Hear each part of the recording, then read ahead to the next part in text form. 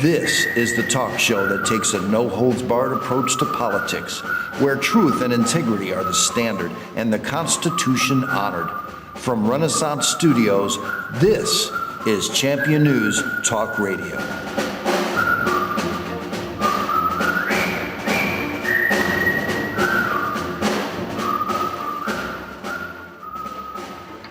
Good morning and welcome to another great edition of Champion News Talk Radio. Today's show is brought to you by Otto Homes, and Otto Homes is run by Mr. Tom Roeser, who is our founder Jack Roeser's son.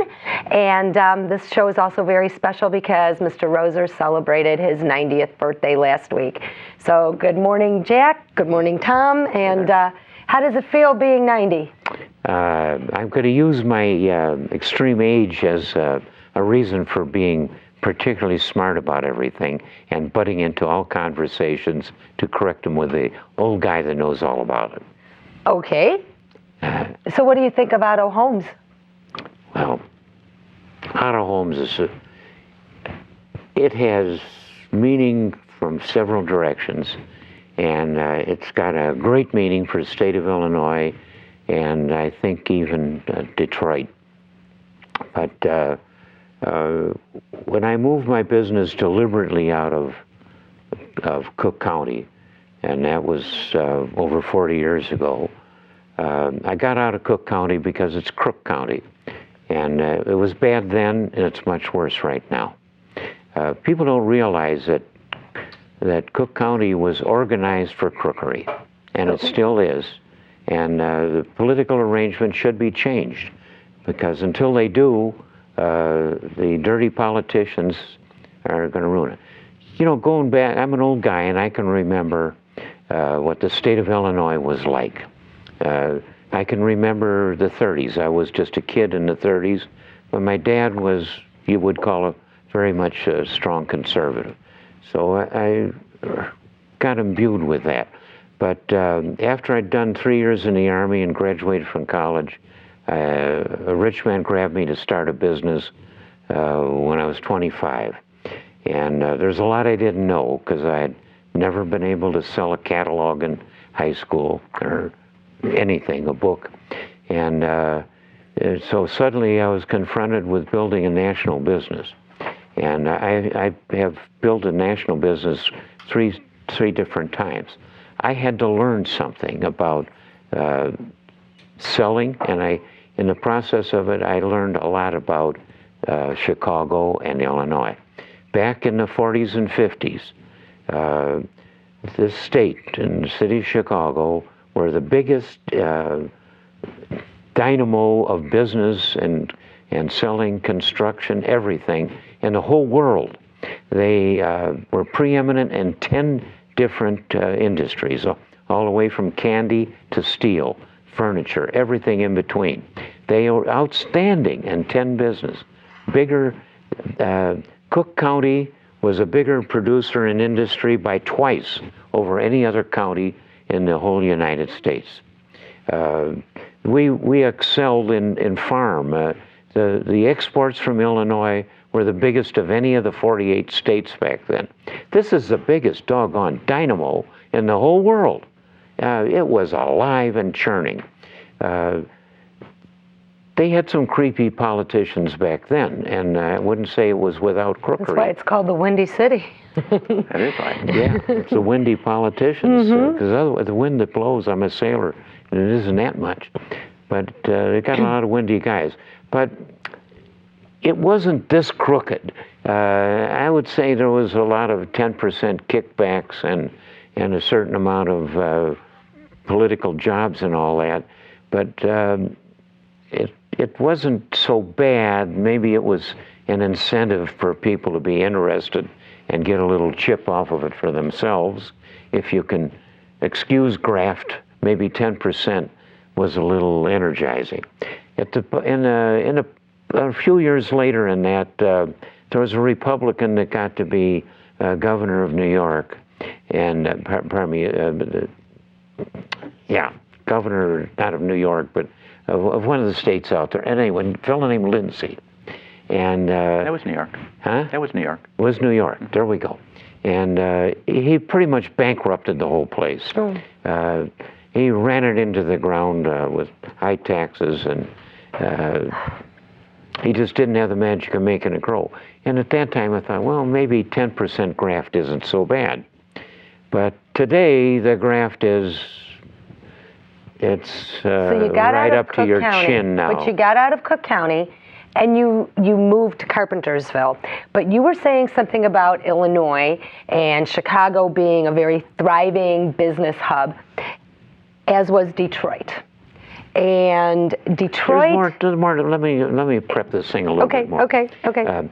When I came out here to Carpentersville, it was a guy that told me there was a building for sale out here. So I came out to buy that building, and I did a survey on whether there were people that wanted to work out here, and not having any money to pay for a survey, I pulled a cabbie over and I said, "Are there many places for people to get work out here?" And right away he says, "No, this is a bedroom city. There's only a few businesses here." So that was my market survey on employment. But what I found out was when I did move out here, I quickly found out I had moved into tomorrow's ghetto. It was in really bad shape. And I did set out to improve things. And it was a long, tough job. I helped start a Rotary Club for this general area. Others were the big spark plugs, but I went along with that. I started a local thing, the Old Town Association. It was here on the Fox River is this old place that has been here 100 years and more as a big factory that was now defunct, but then defunct.